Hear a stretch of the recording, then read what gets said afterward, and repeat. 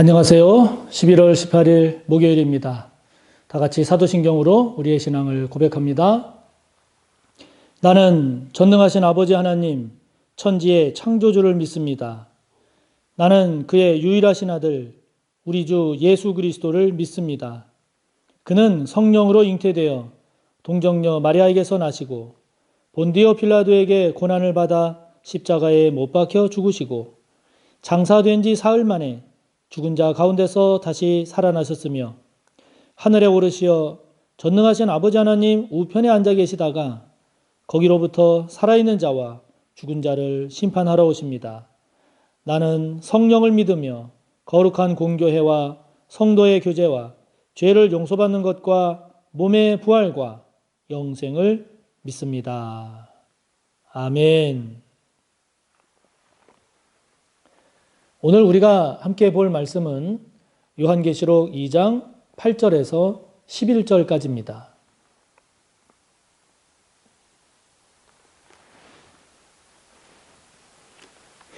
신약성경 400쪽입니다. 신약 400쪽 요한계시록 2장 8절에서 11절의 말씀입니다. 함께 봅니다. 서머나 교회의 사자에게 편지하라. 처음이며 마지막이요 죽었다가 살아나신 이가 이르시되 내가 내 환난과 궁핍을 알거니와 실상은 내가 부요한 자니라. 자칭 유대인이라 하는 자들의 비방도 알거니와 실상은 유대인이 아니요 사탄의 회당이라. 너는 장차 받을 고난을 두려워하지 말라. 볼지어다 마귀가 장차 너희 가운데에서 몇 사람을 옥에 던져 시험을 받게 하리니 너희가 10일 동안 환난을 받으리라. 내가 죽도록 충성하라. 그리하면 내가 생명의 관을 내게 주리라. 귀 있는 자는 성령이 교회들에게 하시는 말씀을 들을지어다. 이기는 자는 둘째 사망의 해를 받지 아니하리라. 아멘. 7개의 교회에 보내고 있는 하나님의 말씀, 오늘은 두 번째 서머나 교회에 주시는 말씀입니다. 이 서머나 교회는 7개 교회 중에 빌라델비아 교회와 함께 책망 듣지 않은 두 교회 중 한 교회입니다. 그래서 그런지 제가 아는 목사님이 심우하셨던 교회 이름도 서머나 교회였는데요.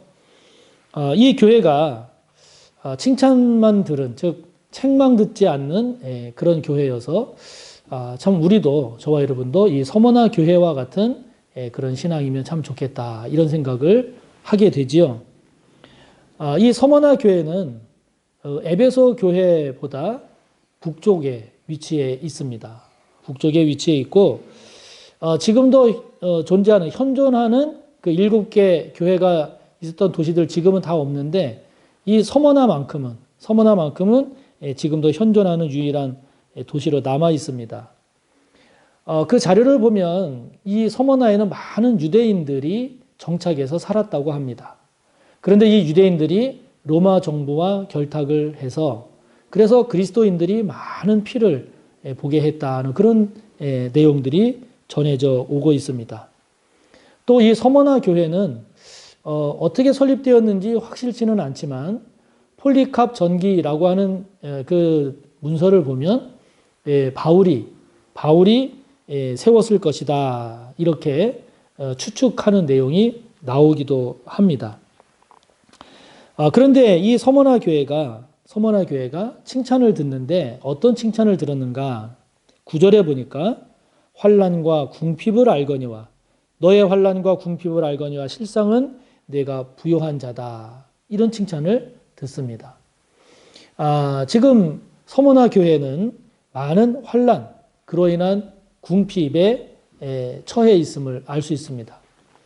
앞서 말씀드린 대로 그 유대인들이 로마 정부와 결탁을 해서 그리스도인들이 많은 피를 보게 했다는 그런 내용이 있다고 했는데 아마 그것 때문인지 아니면 그것을 포함한 또 다른 박해로 인한 어려움 때문에 그랬는지 이 서머나 교회가 굉장히 많은 환난 가운데 그로 인한 궁핍한 그런 처지에 있었다 하는 거죠.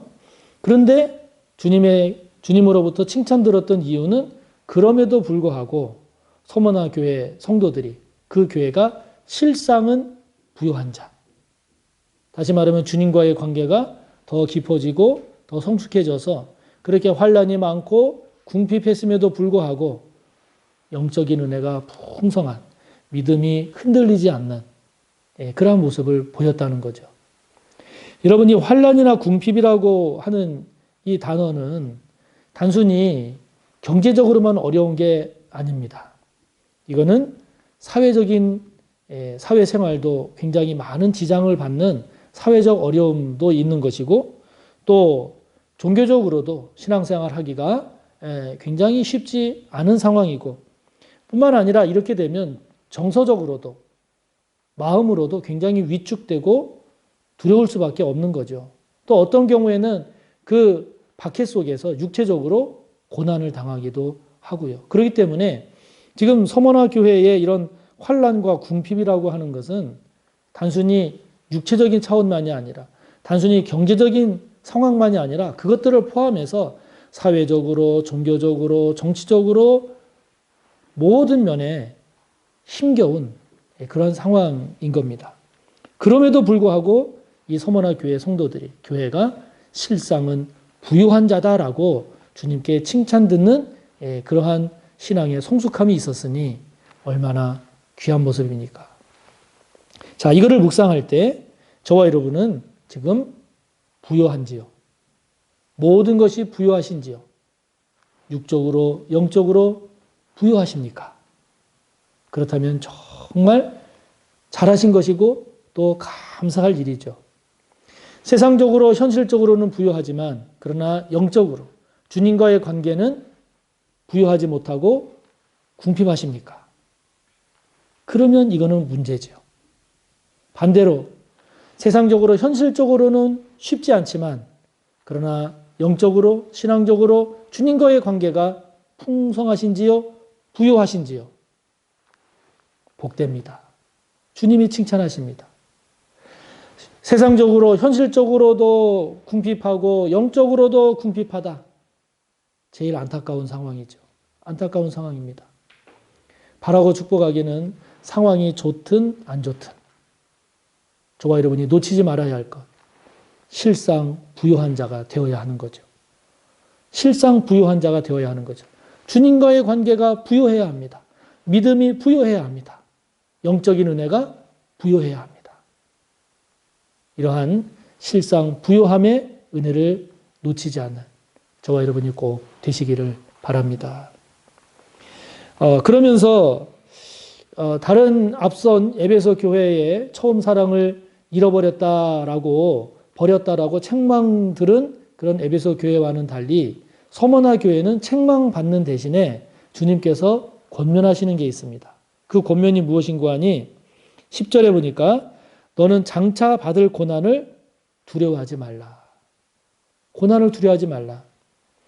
그 10절에 보면 10일 동안 환난을 받으리라 말씀합니다. 여기 또 10이라는 숫자가 나오죠. 그래서 10일 동안이라고 하는 것이 짧은 또는 한정된 뭐 이러한 의미도 있지만 10이라고 하는 숫자가 주는 그런 완전함, 그런 이것도 그 완전함과 전체성을 간직하는 의미하는 숫자인데 그렇게 보면 10일 동안 환난을 받으리라라고 하는 이 말은 제한된 기간이긴 하지만 그러나 굉장히 강력한 그러한 고난이 있을 수도 있다라는 걸 의미하기도 합니다. 그래서 그러한 고난이 올 수도 있으니 너희들이 그 장차 받을 그런 고난에도 두려워하지 말라고 주님이 말씀하시는 거죠. 참 이런 상황이 되면 얼마나 어렵습니까? 얼마나 어렵습니까? 인간이라면 당연히 두려워할 수밖에 없는 거죠. 그러면 이러한 두려움을 우리가 어떻게 이길 수 있을까요? 그냥 마음만 굳게 먹는다고 이길 수 있을까요? 인간의 의지라는 게 생각보다 약합니다. 약하기 때문에 우리가 이러한 환난 가운데서도 두려워하지 않으려면 저와 여러분이 더 깊은 묵상을 하고 주님과의 관계를 더 긴밀히 갖고 그리고 더욱더 성령을 의지해야 그래야 두려움에서 우리가 패배하지 아니하고 극복할 수가 있습니다. 더더욱이 여러분 두려움이라고 하는 것은 알면 두렵지 않지만 그러나 모르면 두려운 겁니다. 알면 두렵지 않지만 막연하면 두려운 겁니다. 그러므로 저와 여러분에게 두려움이 엄습하면, 두려움이 생기면 그냥 두려움에 떨지만 마시고 왜 내가 뭐 때문에 이렇게 두려워하는가? 내가 뭔 일 때문에, 무엇 때문에 이렇게 두려워하는가? 그 두려움의 이유를 살피십시오. 죽기 때문인가? 또는 고생하기 때문인가? 육체적으로 고통당하기 때문인가? 내가 왜 두려워하는가? 그 두려움의 이유를, 실체를 살피고 또 살피시기 바랍니다. 그러면 내가 두려워하는 그 이유를 찾게 되면 그것을 하나님 앞에 내어놓고 그것을 위해서 기도하고 그것을 위해서 묵상하고 그것을 성령과 함께 주님 안에서 기도하면서 감당해 나가면 우리는 그 두려움을 하나하나 극복해 갈 수가 있습니다. 지금 여러분에게 있는 두려움, 여러분을 두렵게 하는 것은 무엇입니까? 그로 인해서 지금 믿음이 흔들리고 있으신가요? 주님과의 관계에 문제는 없습니까? 두려움을 주는 이유가 무엇인지를 살피고 또 살펴서 그것을 주님께 내어놓고 기도하고 성령을 의지하는 가운데 극복하는, 승리하는 저와 여러분이 꼭 되시기를 바랍니다. 그러면서 오늘 마찬가지로 이기는 자가 되라고 하십니다.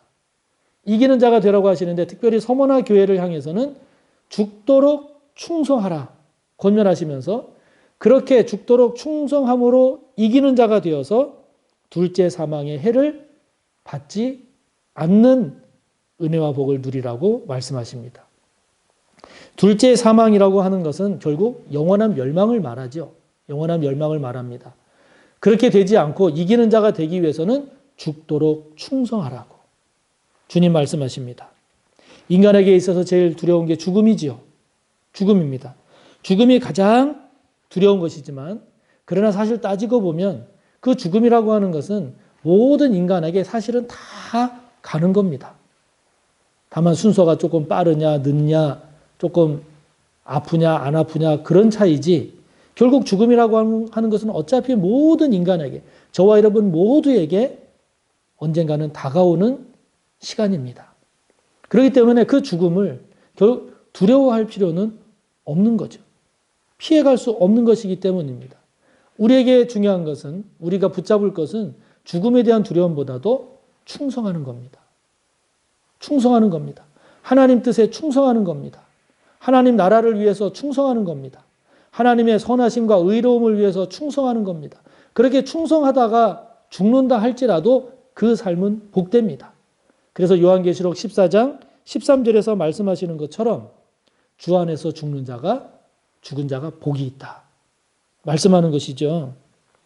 순교 정신을 가지고 죽는 날까지 그 믿음의 순수성을 지키는 것. 이것은 모든 그리스도인들에게 모든 시대 모든 세대의 그리스도인들에게 주어지는 신앙적 과제입니다. 신앙적 과제입니다. 그렇기 때문에 저와 여러분 한 번 믿음은 영원한 믿음. 한 번 주님은 영원한 주님. 한 번 천국은 영원한 천국. 진정 의리 있는 그리스도인으로서 승리하는 저와 여러분 꼭 되시기를 축복합니다. 하늘에 계신 우리 아버지, 아버지의 이름을 거룩하게 하시며 아버지의 나라가 오게 하시며 아버지의 뜻이 하늘에서와 같이 땅에서도 이루어지게 하소서. 오늘 우리에게 일용할 양식을 주시고 우리가 우리에게 잘못한 사람을 용서하여 준 것 같이 우리 죄를 용서하여 주시고 우리를 시험에 빠지지 않게 하시고 악에서 구하소서. 나라와 권능과 영광이 영원히 아버지의 것입니다. 아멘.